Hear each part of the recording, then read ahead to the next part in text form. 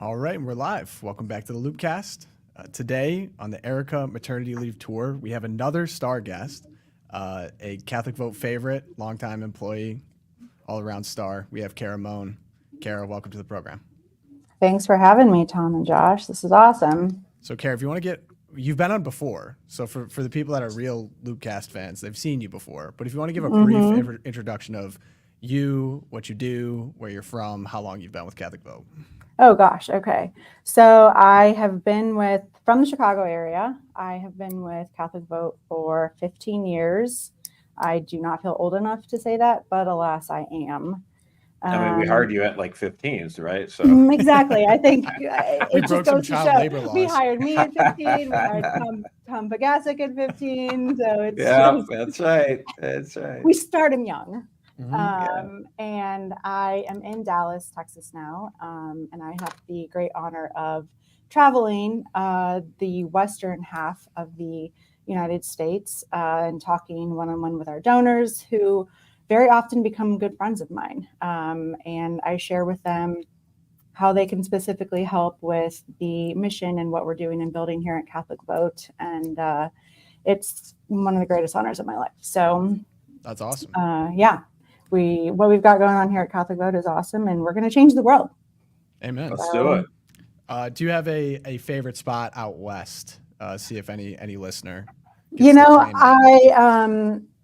I have to say two things. I love Phoenix, and I love the Pacific Northwest.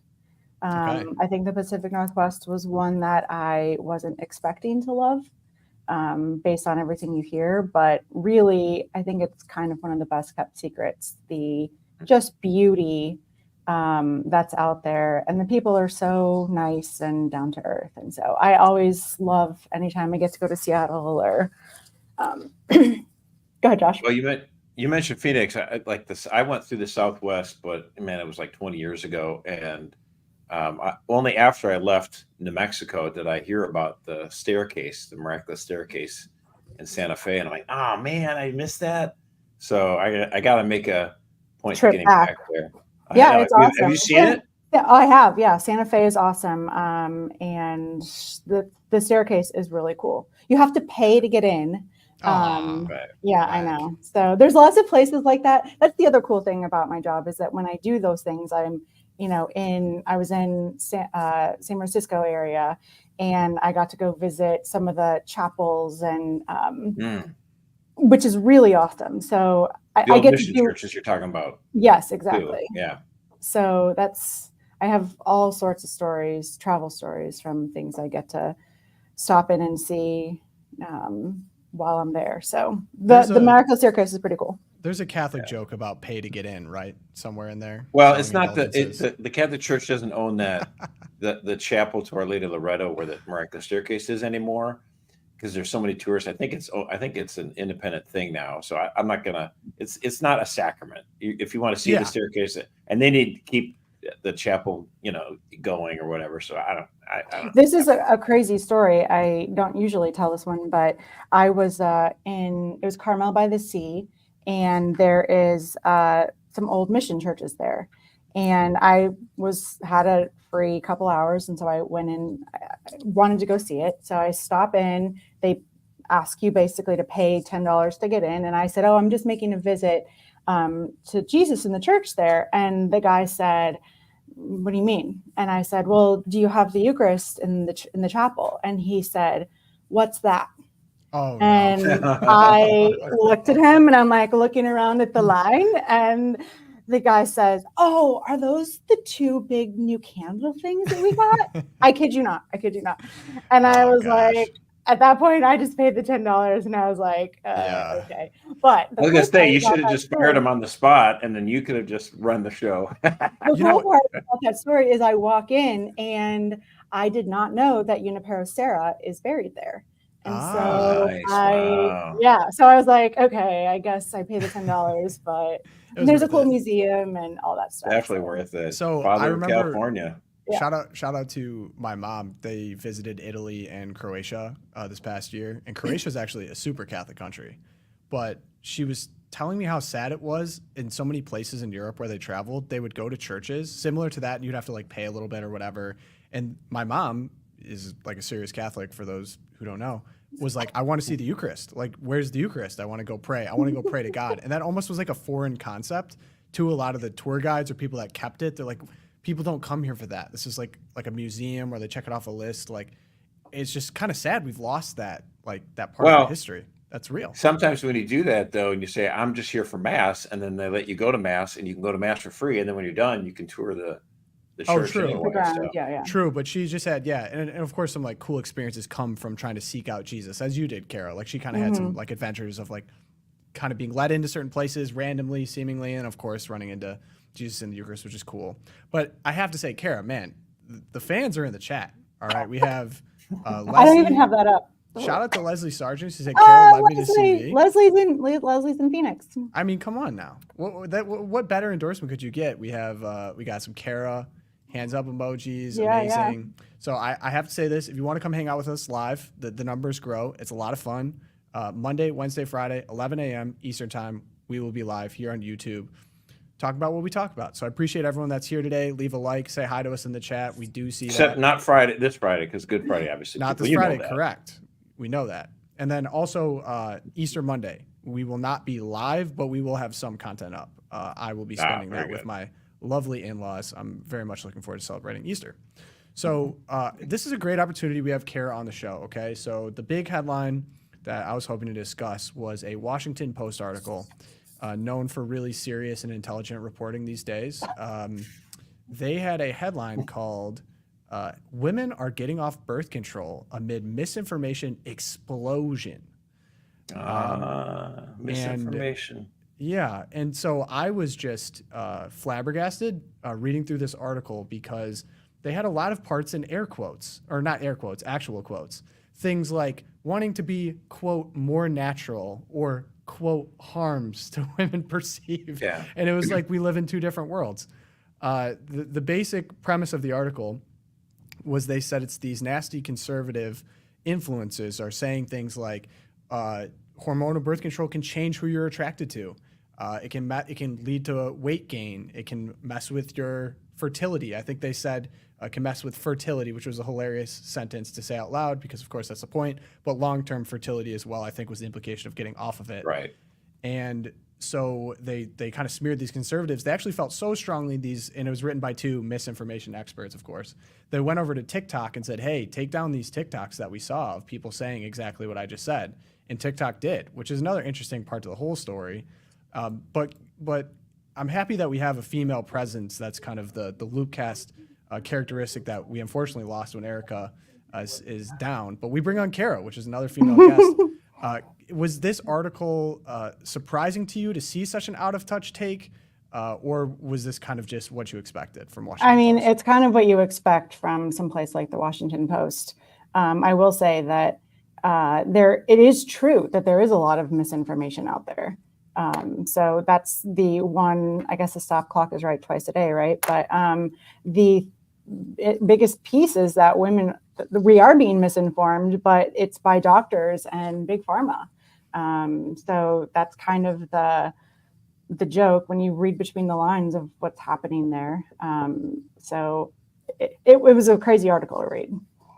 So I mean, and to me, it's like, the whole purpose of taking this is to convince a woman's body that she's pregnant, therefore she won't actually get pregnant. That's the whole purpose of the hormonal birth control.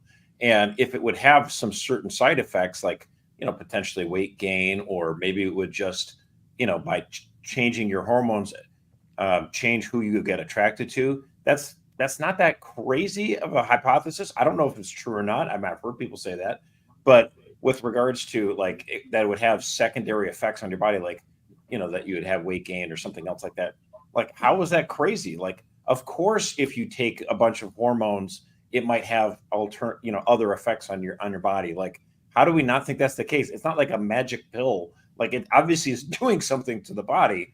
I don't understand why they think this is so bizarre. And what's kind of, go ahead, Tom. Sorry, Tom. I was going to say I can. So if Big Red, if we can scroll down on some of the doctors that they talked to, interesting sets that they used for the pictures. There's one doctor in particular that said that women were being misled by these influencers getting off birth control, getting pregnant, and then coming to him for abortions. And so if you take a look, I don't know if we can zoom there, but you see a little trans flag in his background. Very interesting. I think That's a doctor who puts ideology before medicine anyway. Correct. Mhm. Misinformation guy, big misinformation guy, I guess. Facts are important. Sign here. Awesome. I think what's the real crazy thing is none of this is natural, of course. Most of this was invented in the past 50 years, probably. And so the Well, the pill moral in point of 1960, so we're getting a few more years on that. But yeah, I mean, and the thing is, like, it's just, like, I just find it so hilarious that just as more and more Americans are trying to move towards organic foods and get away from processed garbage, fast food, all that other stuff, they want more natural foods. And yet now we're starting to see some people second guess, hey, wait, why are we pumping our body full of all these hormones? And you see big pharma, you see the Washington Post, the corporate media freaking out about this. Like, wait a minute, how dare you question this? The pill is everything that they depend on to create this world that they've created where people feel that they can have sex without consequence. And, you know, the steady workforce, that's what they care about. They don't care what effects it might have on women's bodies.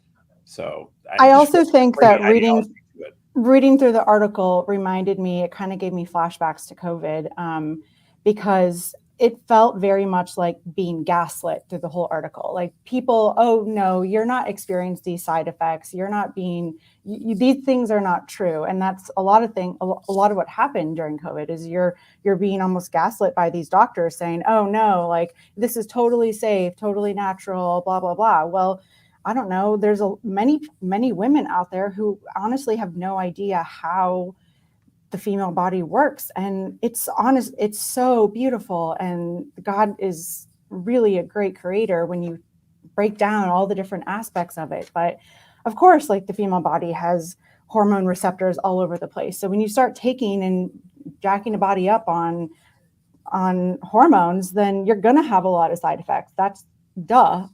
And why don't So they be you are going to have side migraines. effects? You are going to have weight gain. You Yeah. are going to have like all these different side effects.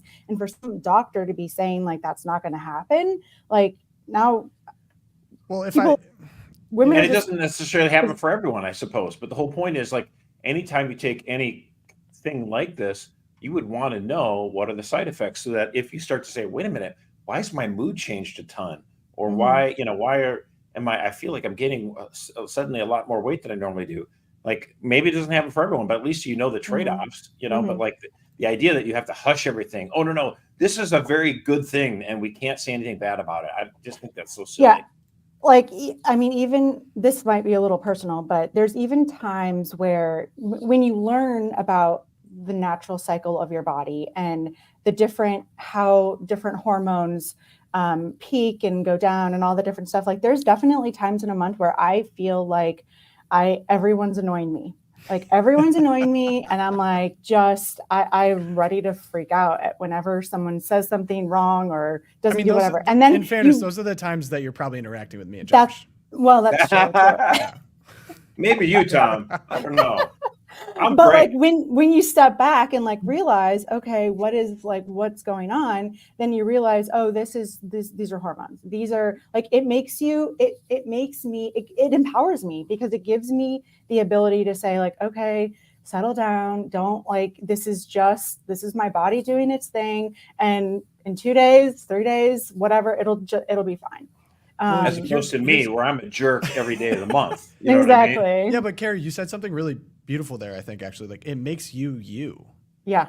You are, like, and so by taking this hormonal birth control, which will obviously change your makeup. Think how people with bipolar disorder, how crazy, like, your hormones are you. It changes your mood. It changes how you act. It changes what you think.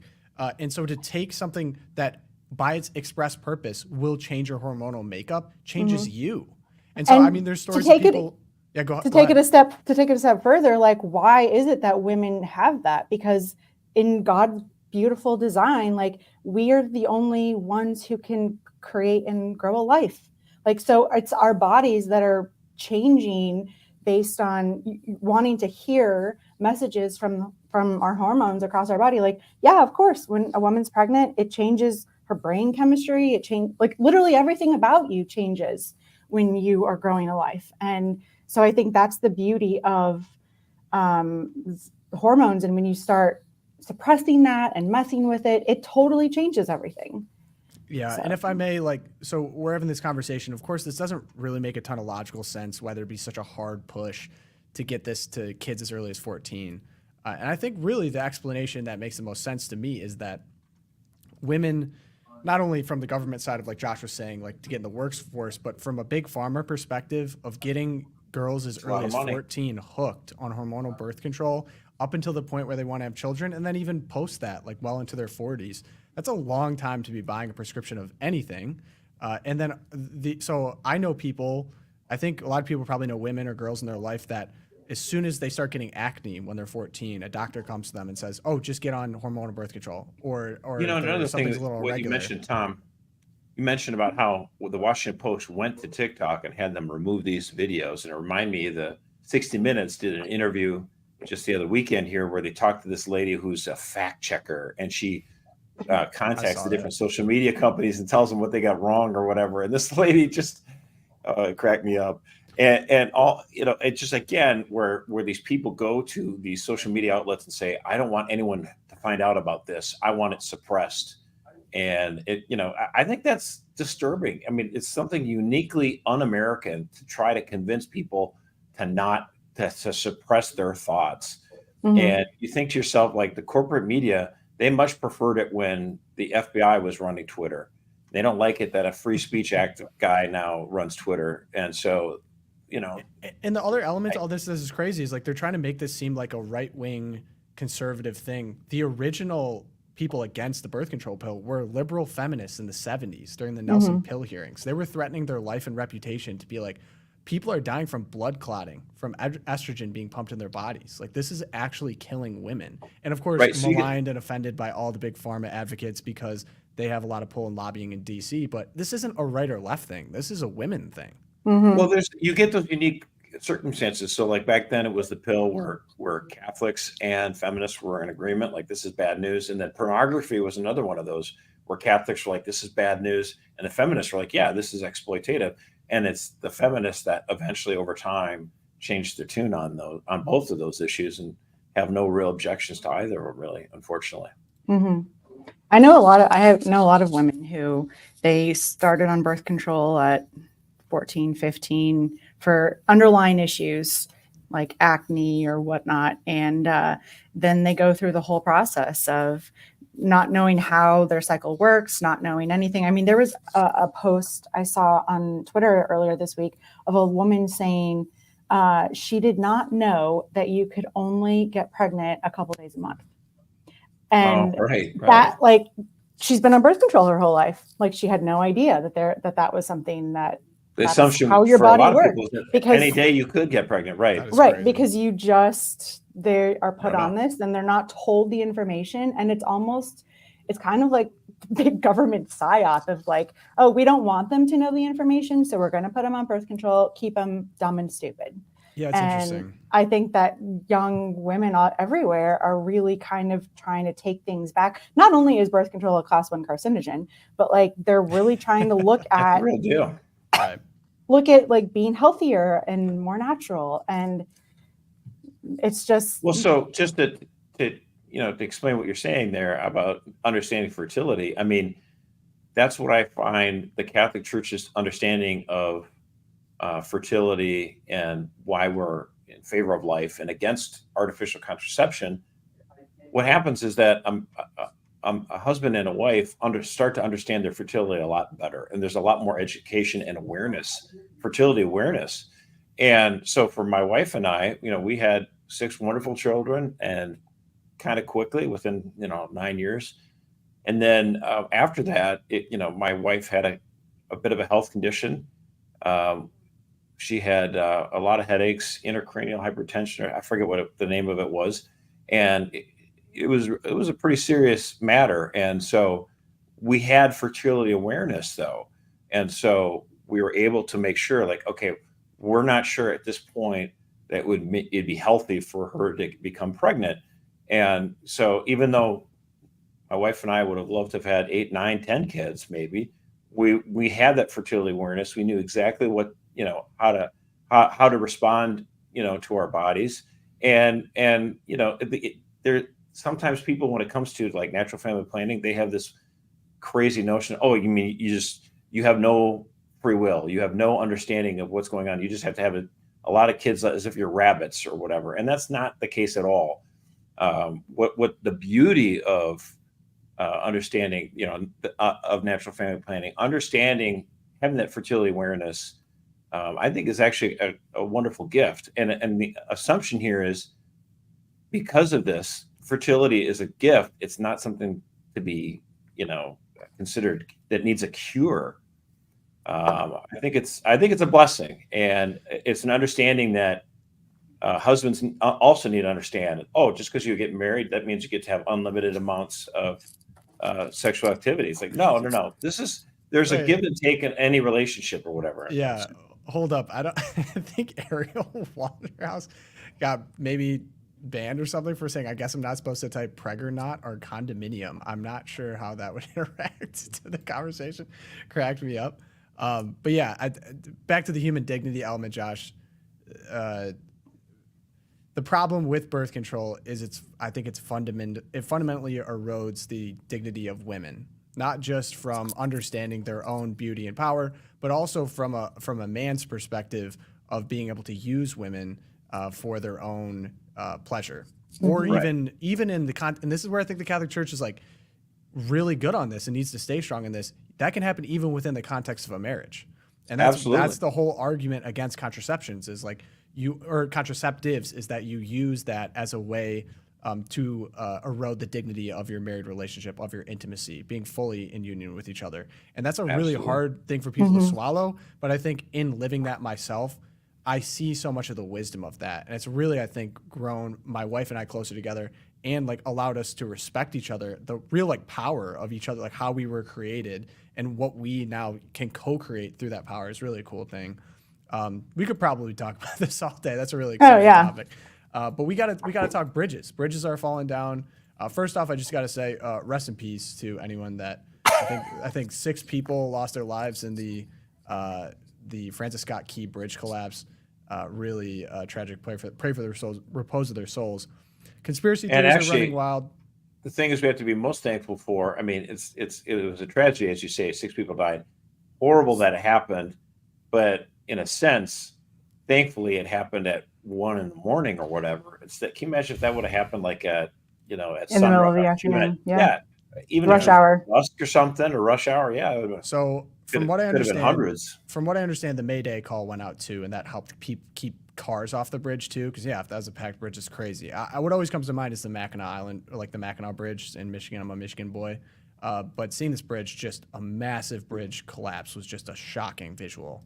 I think it was over a mile long. Yeah, like if I could give a quick synopsis. So actually, we got some connects here at the Loopcast. We have someone on the team that actually worked in disaster management in Florida. So she had a really interesting perspective on all of this as someone that's kind of worked in the role where if something like this happens, she's kind of the one acting. So a quick synopsis: the bridge was struck at 1:30 a.m. on Tuesday. It was a 1.6 mile bridge in the I-695 Beltway across the Patapsco River. Sorry, I'm not from Baltimore. I'm not going to try. And this is where Francis Scott Key was inspired to write the words of the U.S. national anthem in 1814. That's why the bridge was named after him. So this cargo ship, it was known as Dolly, left the port of Baltimore on a 27-day voyage.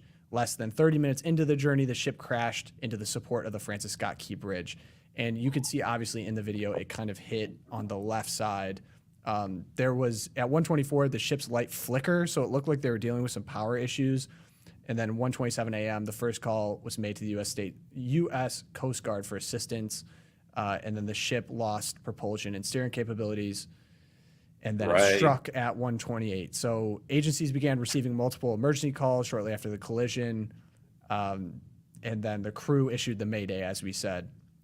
So I watched an interesting video of like someone that is familiar with what would be happening in this situation. He was a former captain, and he was saying like the sharp turn at the end implied that there was basically an emergency turn by dropping an anchor, and it just did not go the right way. There's people that are saying, of course, like all the effects of this, like there's conspiracies going around. Was this an intentional attack? Was this nefarious? It's very possible that it wasn't. It just was, they lost power, disaster struck. There are some interesting effects to this. I mean, this is a major port, so ships currently can't get in and out. Right. It's a big, for vehicle production, so this is one of the busiest ports for car shipments, handling more than 750,000 vehicles in 2023. This is according to Maryland Port Administration. It's the largest U.S. cars port. come in there. It's the largest U.S. port by volume for handling farm and construction machinery as well as agriculture products. Overall, it seems like, and this is again from someone who's familiar with this, doesn't seem like people are very freaked out about the effects. It's not great, but it's not like imports or exports are cut off across the country. No toilet paper shortages in sight is a note that I got from her. So yeah, and but it is going to slow down the port of Baltimore for sure. For sure. And like you say, the foreign cars, the farm equipment stuff, and you can't necessarily automatically go to another port. So they're going to try to clear up this Water pathway as fast as they can. And then, the other thing too about it is that, of course, traffic in Baltimore is already a problem, and you've just cut off a major artery of traffic. And so that's going to take a while to get any kind of a, bridge going, in its path. So it's a tough break. Horrible. Yeah. And the president has already spoke on it. Basically, I wasn't really even sure, like I've never even seen a bridge collapse, but the Department of Transportation is expected to release emergency response funds. Looks like FEMA is going to step in. Biden ordered the Army Corps of Engineers to deploy to the scene to help clear the area under the bridge. It's looking like it's going to take about 2 years to probably rebuild. Another interesting tidbit on it too is that ship, actually, Dolly, Josh, if I could finish, thank you. The ship that Dolly said that it had already been in some collisions, so the ship itself might have been a little suspect. There was already some damage to it. So that kind of pushes it back against a lot of the conspiracies out there. I don't know. From what I'm seeing, it just seems like it's very possible that this could happen. Very unfortunate, but yeah. Tragic. Yeah. I mean, the timeline of the bridge, my guess is that it'll end up taking, ironically enough, I think it'll take less time than we think. The fact is, there was the bridge in both Minneapolis, Florida.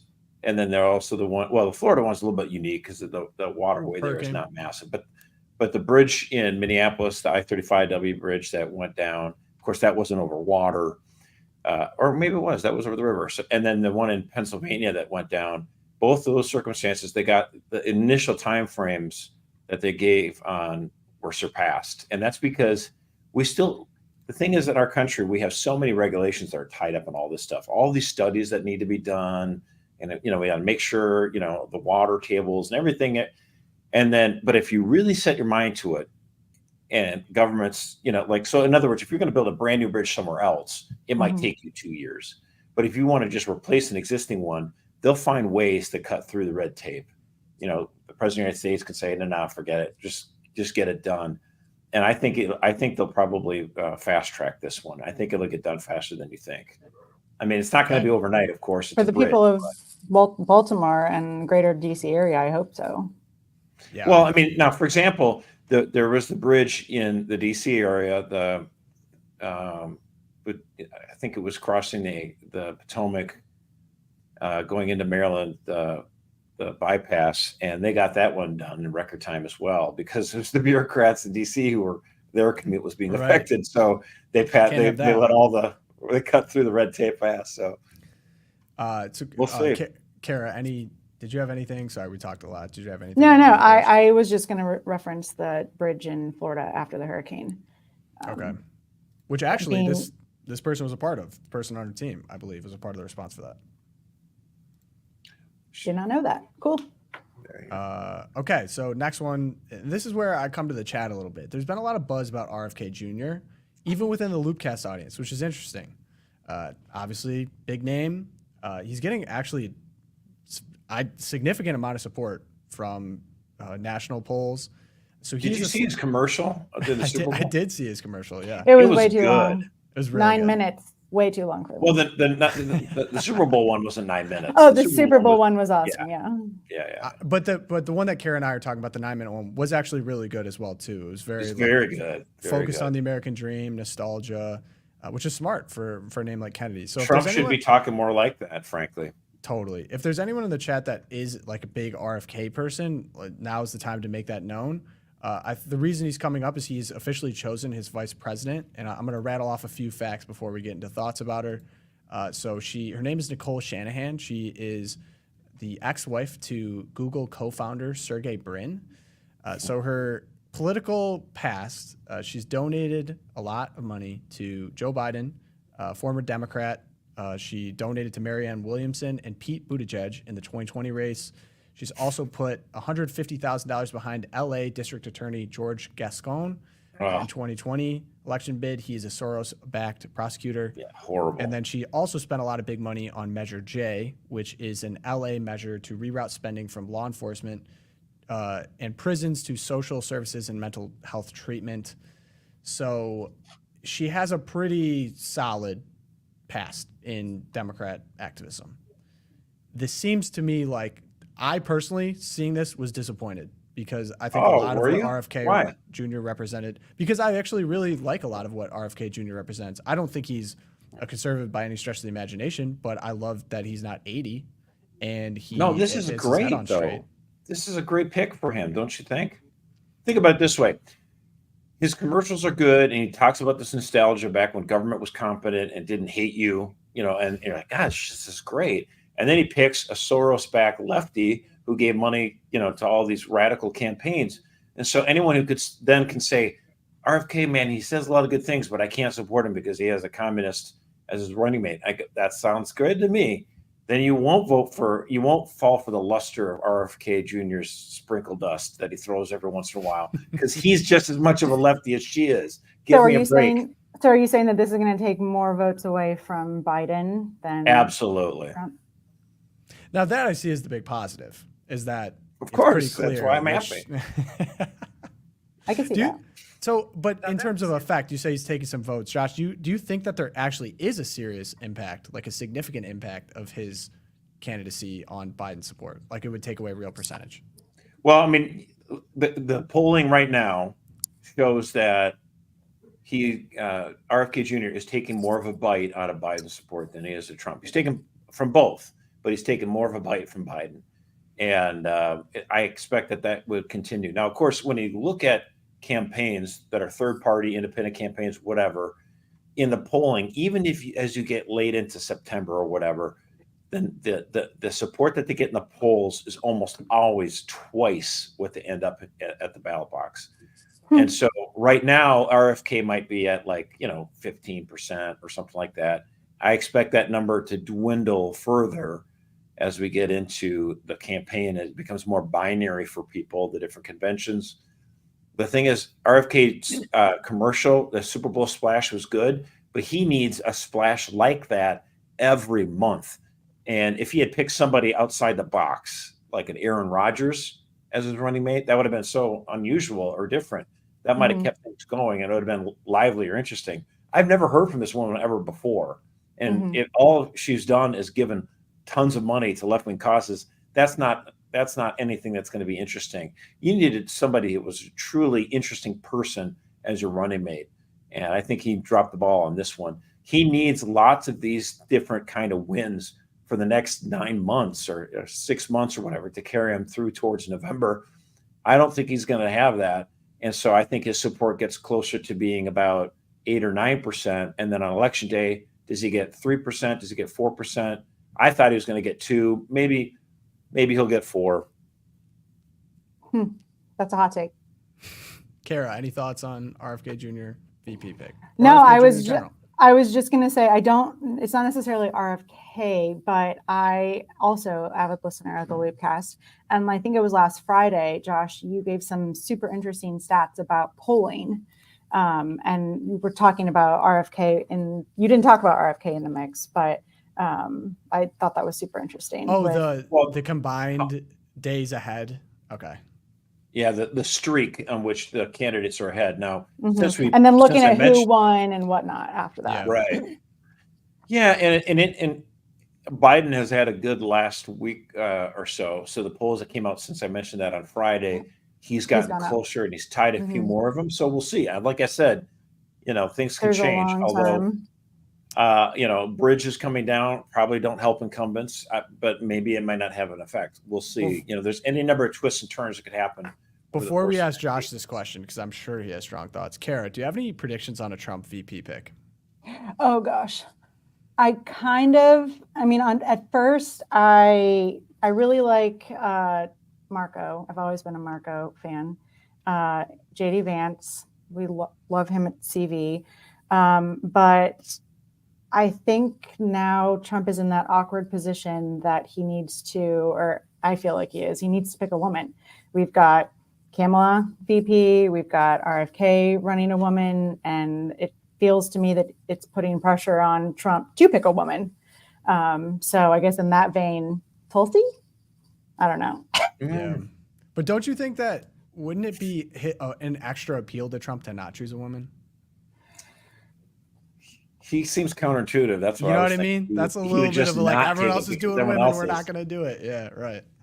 So he goes with that is very Trump. Yeah, he takes Rubio. He wants to emphasize that he's getting a lot more Hispanics or blacks. Who would a Hispanic woman be that he could pick? Well, I don't think he's going to go with a woman. Is my point. I think he takes Marco. You think he does? What was that Hispanic woman from Nevada? Was she what was her name? I've heard people throw around Elise Stefanik. Or Stefanik, sorry. Stefanik. Yeah. Which I'm not a huge fan. But isn't that Rosa Luna or something like that? Well, there's the Anna Luna, she's a congresswoman from Florida. I don't think she. There was a lady from, maybe she was the governor of Nevada or something. She was Hispanic. I don't remember who I'm Well, there's Martinez. She was governor of New Mexico, I think. Oh, maybe it was New Mexico. Anna Martinez. Hey, Sonny Hostin's available. No one's picked her yet. No, I think. What do you think about him picking someone like Mayra Flores? Do you think she doesn't have enough experience? Wasn't Mayra Flores born in Mexico? Oh, touche. I didn't think about that. So Marco, if he does, there might be some people ask about this because the Constitution has a penalty if you pick two people from the same state. And basically, the electors from Florida cannot vote for a president and a vice president from their same party. So it's a one-state penalty, but Florida has a lot of electoral votes. So if Trump wants to pick Marco Rubio, Trump would basically be required to register as a voter from his house out of Belvedere, New Jersey. So that's an easy way to get around that because that happened in 2000. George W. Bush and Dick Cheney were both residents of Texas at the time. Dick Cheney just went back to his house in Wyoming, registered as a voter there, and that took care of that problem right away. Of course, the left went crazy about it, and they still complained about it, but it had no effect. Dick Cheney made money off the Iraq War. That's all I'm going to say. No, I don't no Dick Cheney fan here. That was not in the show notes, Tom. Now we're going on a completely different way. I'm going rogue. I'll start. That's not rogue. Dick Cheney is a horrible human being. Yeah. All right, Josh and I are on the same page. Okay, so we have, so this is our little church corner, as we sometimes refer to it. So article in The Loop that got a lot of traction. And I think, looking for the chat perspective here, looking for Josh and Kara's perspective here, it was about the Invite One Back initiative. So there's an initiative that I think is kind of a part of the National Eucharistic Revival initiative as well. It's an attempt to get lapsed Catholics to come back to church. So the stat that's used is a 2022 Kara study showed a 7% decline in Sunday Mass attendance compared with pre-COVID data. And the significant portion of Catholics lost connection with their local parish during the shutdowns and just never came back. So insert National Eucharistic Revival's Invite One Back initiative. It's offering practical ways to reach out to parishioners who have stopped attending Mass. So this is a multi-year initiative, and some of the recommendations are as follows. Write a handwritten letter or postcard inviting a lapsed parishioner to return to Mass. To give the parishioner a phone call, encourages people to pray. every parish community is unique, so it'd be personalized. So that's the basis. The comment section was very interesting. I'll read some of the response here, but just on first Comment impressions. section. Always. Comment section is always interesting. Straight to the They say, comment don't read the section. comments. Are you kidding me? I live for the That's what the comments. fun Let's is. go. I know. Absolutely. So first off, let's just offer it up for the chat. First impressions off of this, do you think it'll work? Do you have any recommendations yourselves of helping get people back to Mass? But to Josh and Erica, before we get into what other people are saying, do you think this will be a successful initiative, or are we maybe missing the point? I love it, You actually. just called I'm me a big Erica. fan of this. Oh, gosh. Carrie, you were doing so well. Which I is called you a real Erica. honor. Oh, gosh. A real that's honor, an, but yeah, it's a that's, badge of approval. So, Josh, you were saying first, you love it. Well, so, I mean, I actually believe in this. I remember hearing about this, like just asking someone to come with you to Mass is a big thing. And it's very helpful. Why not? A lot of people are afraid to ask. And so I did. Actually, it was funny because in a previous interview I had with Tim Carney, he mentioned that he came back to Mass because I asked him to. And two other buddies were like, well, come on, why don't you come with me to Mass? And that was kind of the stepping stone to get him to coming back to Mass and getting confirmed. And I was like, I didn't even remember that. I just, it was just natural for me. So I give the credit, to the Holy Spirit. But then my father and my mom both have stopped going to Mass for decades now. And when I come back to Minnesota, my dad, he'd come with me to Mass. And I finally said to him one time, I really love that you come to Mass with me, but what would really make me proud, Dad? If you went to Mass when I wasn't here. He's like, oh, you got me on that one. But, I didn't want to rake him over the coals. I mean, you want to try to propose, not impose. Scolding isn't going to be helpful. That's not the way. You got to try to say, I really get a lot out of this myself when I come to Mass. I feel like I'm closer to, obviously, to God. It does heal me. It provides an opportunity for me to get to meet other people too that are in the same struggles that I'm in, and let's go. So I think we should be better about inviting people, and I applaud their effort on this. I do want the Catholic Mass itself to be more reverent and to have more meat, that the homilies to be more edifying and educational. But I can't cure everything. What I can do though is try to ask someone to come along. Control what you can control. Yeah. I Carrie, agree. did you have I anything? think it's super important to invite people not only back to Mass, but to vote, to when you have a personal invitation to do something, there's a lot higher likelihood that you're going to do it. So Yeah. I Or one of do the think ministries that too. I do think that inviting folks to come back, particularly after COVID and everything, I think is beautiful. I also think that I wish that in tandem with, and maybe it's not too late, with the Eucharistic revival, is I wish that we would focus more on confession. Because I think that is that's the hill. It's the hill that I'll always just like kind of die on. But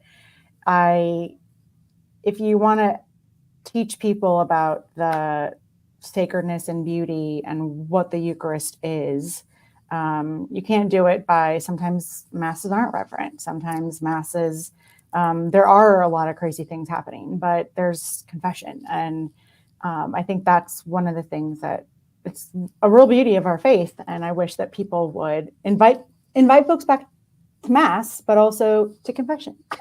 I want to echo, that's an awesome comment, because the thing is, one of the things that bishops have started to do with the Eucharist is understand that this is something that makes us as Catholics different than anything else. We have actual Jesus. That this is Jesus. And what better way to tell them? Well, it's a distinguishing thing. It's different than anything else. And you can say, we come to worship him. We receive him at Mass. We can adore him outside of Mass. Mm-hmm.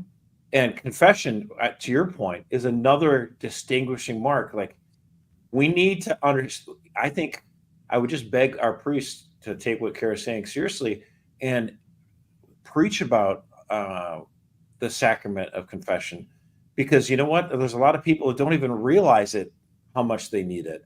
And there's so much healing and mercy that comes from it. I know there's a lot of priests. There's a priest shortage. You guys are stretched thin. I understand that. There's a discussion. Father Krupp is a good priest. He's in Michigan. And he was trying to say, look, we're spread a lot really thin, and we're trying to do our best. And Father, my heart goes out to you. I can understand that. I do think the conversation that kind of blew up online a little bit was there was this little sign that said, try to keep confession quickly and just recount your sins, and don't make it a big, opening your heart and giving your entire life story. Save that for like an appointment. Spiritual direction, yeah. And it's like, and a lot of Catholics are like, oh my gosh, thank you. That would be lovely. Because, there are often times where you go to confession, it's hard to get to it 3:30 in the afternoon on a Saturday. And you make your plans, and you sit there and you wait 50 minutes, and then you don't even get the sacrament. It can be kind of frustrating because some little old lady's there. And what Father's trying to say is she might need that.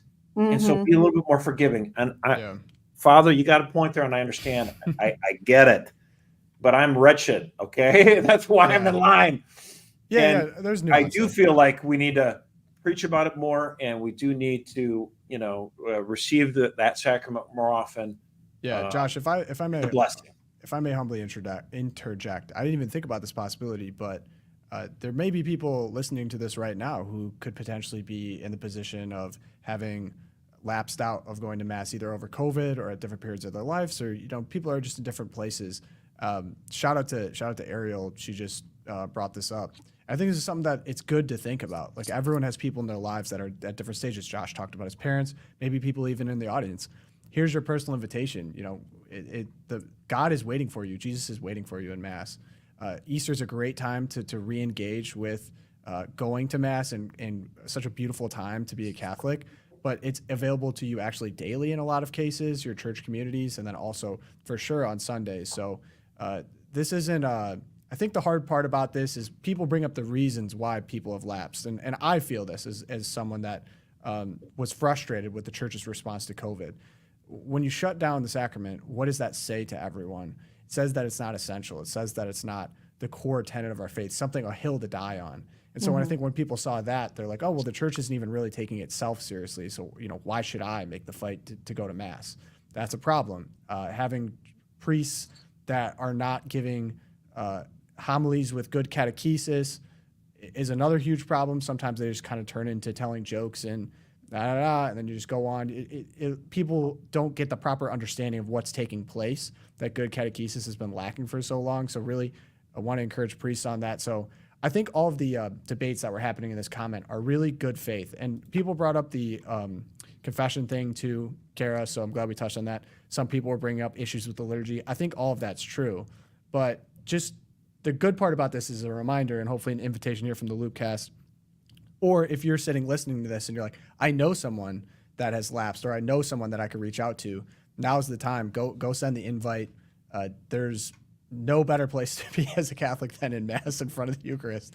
It doesn't get any better than that. So now's the time. But I appreciate both of your perspectives and that we're able to cover this, and really praying for a really beautiful Holy Week. Good Easter for everyone here in the audience. Hope you guys are praying for us as well. So we move on now to the Twilight Zone. Let's, ladies first. Kara, okay. If you'd like to go first, you are up. Sure.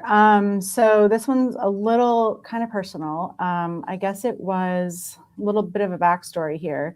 There was in 2018, I was, where was I sitting? I was on vacation. I'm just trying to remember where I was. I was on Twitter and I retweeted an article that Ross Douthat wrote about banning pornography. And I retweeted the article. I didn't read it. And then I had a friend who texted me and said, oh, I would love to debate this with you. And so I was like, crap, I got to read this article. So I went back and read the article. And then it was like February 2019. And I debated against a gentleman who, in front of a room full of men, that we need to ban pornography. And I gave a couple different instances of, ways that we can do this and, full out banning it, what that looks like. And one of the suggestions that I gave was age verification laws. And so flash forward, here I am now living in Texas. That all happened in Chicago. Here I am now living in Texas, March 2024. There was a big, decision from the Texas Fifth Circuit. And now Pornhub is not allowed to, Pornhub basically shut down because they put age verification law on the books in Texas. And so to be explicitly clear, it's not that they can't operate. They just need to comply Correct. with the law, and they chose it'd be better for them to leave entirely than comply with a law that says that minors should not be looking at pornography. Correct. That's it. So I feel like that was kind of a cool little twilight zone for me, because it took 5 years, 6 years, whatever. But here, what I had said, it actually happened.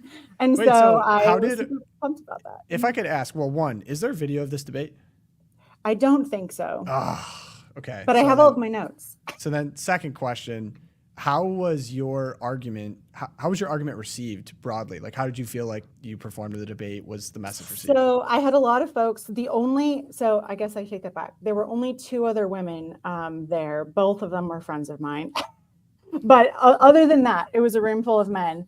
And so you can imagine there was a lot of pushback, and a lot of folks thanked me afterwards for the hard take that I debated, and so that I did a good job. And also multiple people thanked me. I left faith out of it because I was debating from a libertarian standpoint, or the guy that I was debating was libertarian. And so I didn't want it to be like a moral thing. So I left religion out of it. But so it was hard. I think it helped with arguments, and I love to see things like this where we can do this. Conservatives are, shy away from the hard things. And honestly, what I tell folks all the time is Catholics, what we believe as Catholics, we have the answers to everything that plagues society. And this is, would I like it outright banned, never see it again? Of course. Is this one step in the right direction? Also, yes. And so I think that's a really cool thing. Good news. My good twilight zone. Really good news. The law is genius. It makes people have to defend wanting to put pornography in front of children. It's the same. It's the same way with like books, right? Is they're not actually being banned. You can go and buy them on Amazon, but they don't have to be in libraries. It's not actually being banned. You can still access it. True, although but kids maybe can't. It'd be great if they banned it, though. It would. No, be. I agree. Interesting, because maybe slightly different, because I think the book people try to pretend like there's not pornography in the books. They're like, oh, it's somehow edifying.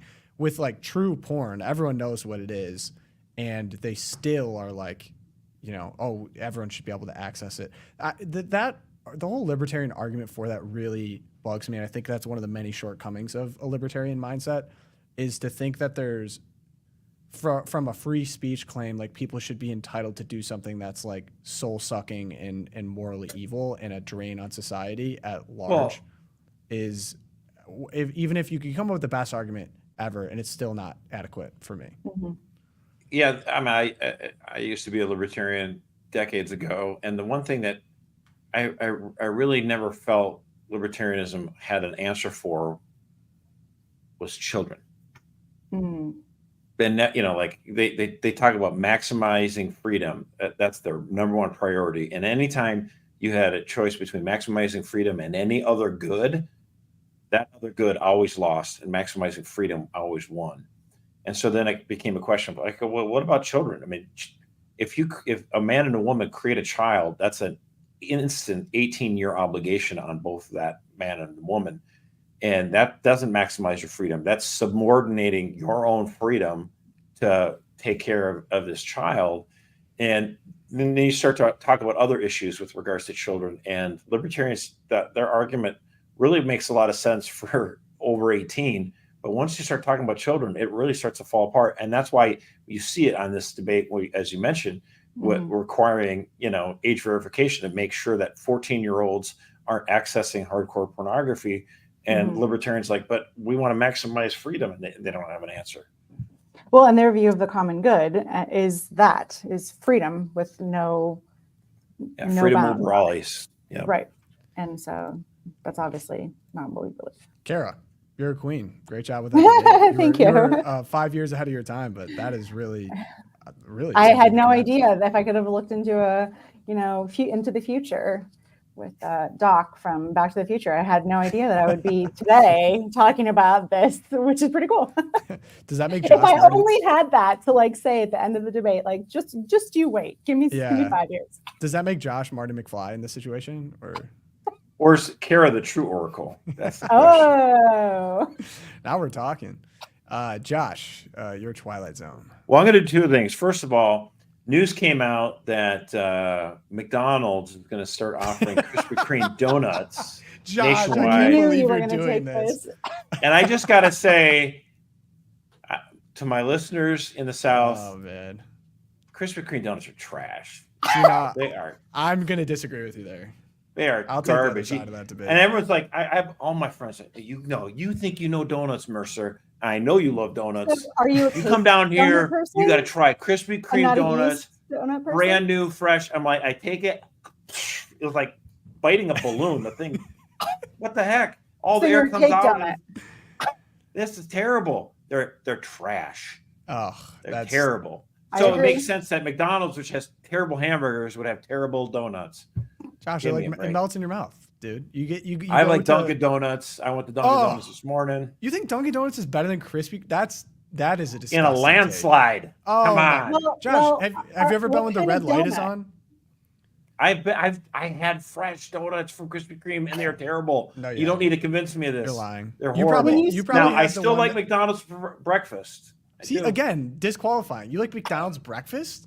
And you want to I'm give the guy that donuts? Convinced McDonald's to have breakfast all day long. Come on, although man.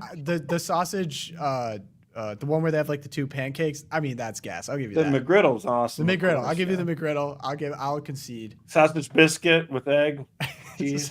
Sorry, Kara, we got a little fired up there. No, mean, this is a bunch of. It's hilarious. I was going to ask you, when you say you like Dunkin' Donuts, is it the yeast donut or is it the cake donuts that you like? I love sourdough glaze. It's my favorite. Should we should recreate because maybe that's why you didn't like the Krispy Kremes. Yeah, it's terrible. I don't know why anyone eats it. I can't believe it. Now, my hot take is that putting McDonald's into your body is just like taking birth control. But that's class 1 carcinogen. Yes, I don't know. Get wrecked. If you keep eating McDonald's, gals will stay away. No, but so that was my one. I'm going to do 2 Twilight Zone. The other one, it's not Twilight Zone so much, but it's kind of cool.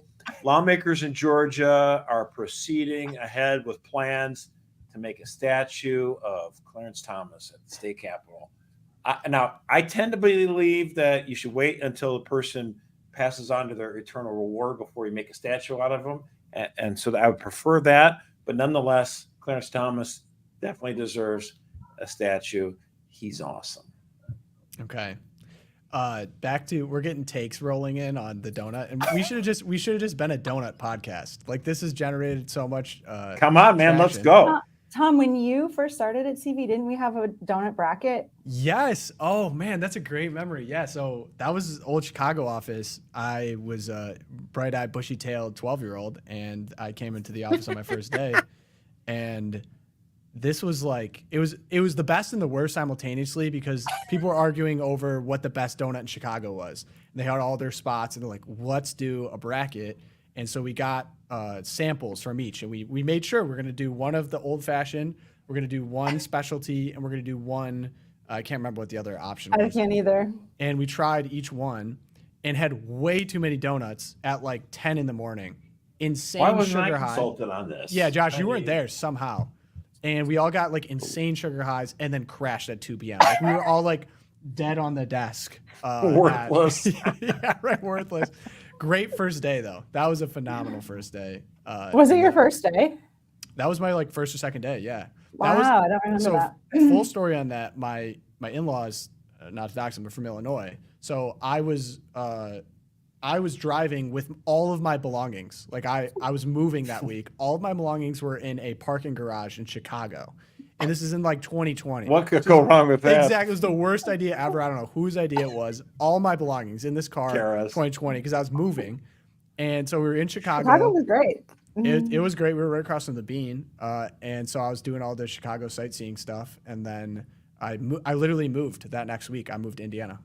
So Nice. that was good memories at Catholic Vote, man. I've almost been here for 4 years. It's just crazy. I've been like reflecting on what that even means.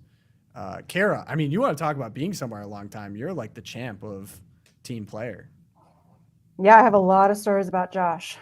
Yeah, we'll move on now. tell We'll you. move on. We don't need to hear any of that. We're going to move on before we get into Josh stories. So, as many of you know, I am a big fan of conspiracy theories. So mine is about big formula this week, big baby formula. So Oh my. I read an article. It was an investigation into the United States colonial-like nature of dominating international markets with baby formula.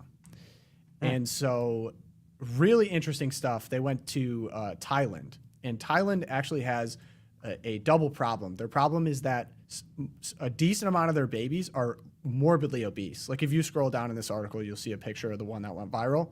A little bit higher, I think. Oh, yeah, right there on the phone. He went viral for being so obese, and it was because he was drinking not just infant formula, but also they call it toddler milk. So toddler milk was something that was created to make these formula companies money because they could get around regulations that the FDA have on infant formula because it's not technically infant formula, it's toddler milk. And it contains a lot of additives and just a bunch of crap, but they can market it internationally. So they're marketing it to Thailand. So kids are either really obese or really skinny. And so the Thai government was trying to protect their own citizens by passing laws against aggressive advertising of these infant formulas and baby toddlers. And the United States actually threatened to withhold aid to places like Ecuador and other places if they passed these laws, if they didn't rescind them. I think specifically in Thailand. Hate my own government sometimes. Exactly. Really do. Specifically in Thailand, they were talking about like trade. They were saying like, oh, this would be bad for trade, or this wouldn't be a part of like international trade. So you better do this, otherwise we're not going to play ball with you. So the toddler milk thing was interesting. I wasn't even aware of that. But this is in like 15 different countries. We've been exposed for interfering in their own lawmaking when it comes to infant formula and this toddler milk. So the stats that I have is more than 1 in 10 Thai children under 5 years old face what researchers call a double burden of malnutrition that leaves some struggling with obesity and others lagging behind growth targets. And then, of course, what could help with all of this? Do you have any guesses? Breast milk. Breastfeeding, correct. And so there's been aggressive campaigns, not only Again, to natural market, people. It all gets back to we're wrapping this episode in a bow. There's aggressive marketing for these toddler milks and infant formulas and against breastfeeding. So it's not just, hey, we want to sell this stuff. We're going to sell it and discourage what you generate with your own body.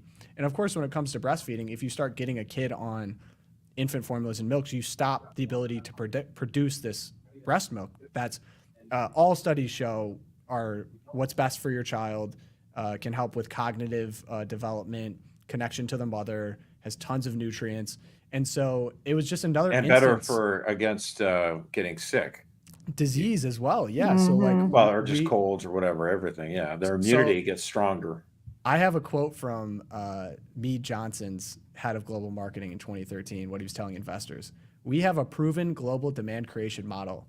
Capture baby very early on, often before it's born, hold on to them through feeding and their feeding challenges and extend them as long as possible. That's a quote from 2013. So yeah, not proud of American government here. And this was actually going on. Moon.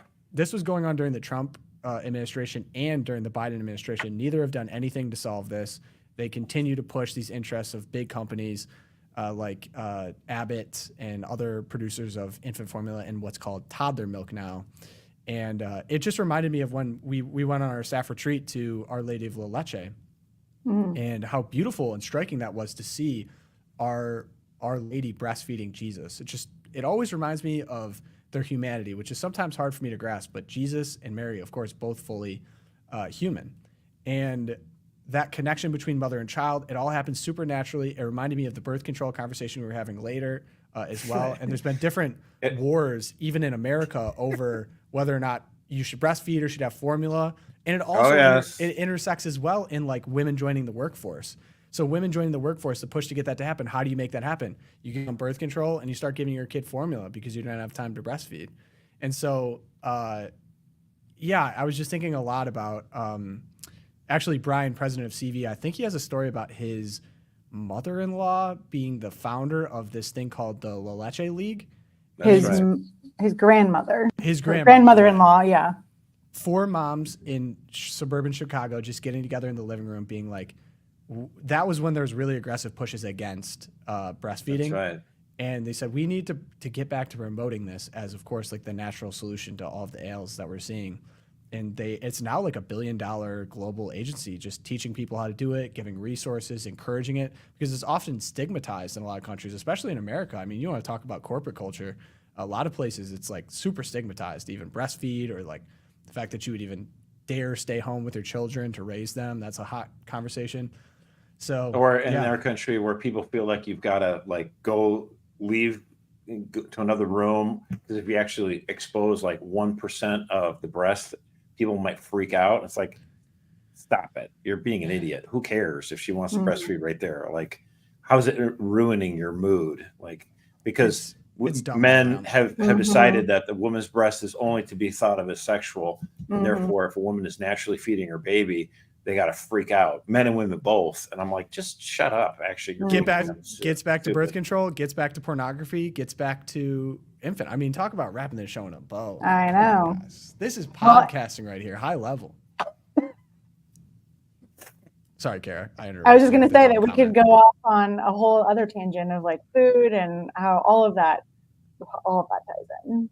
Oh yeah, and I also saw, not to get back into the food conversation, but Chick-fil-A reneged on their commitment to antibiotics in their chicken. Chick-fil-A. To do what? So they made a promise to never put antibiotics in the chicken that they serve, and they just reneged on that promise. They made it in like 2019, and they just said they're going to be putting it in now. Come on, guys. My pleasure. Really? Can you imagine though, like if the people who run Chick-fil-A actually ran our government, that bridge would be fixed in Baltimore like in 3 weeks. By the end of the month, which that would be hard. Yeah. So, Kara, thank you for joining this episode. If people want to be introduced to Catholic Vote as, I forget her name, but she said she was introduced by her. Shout out to her. Leslie. How would they be able to interact, get in touch? I don't know what you want to put out there. I mean, people can email me directly, kara@catholicvote.org.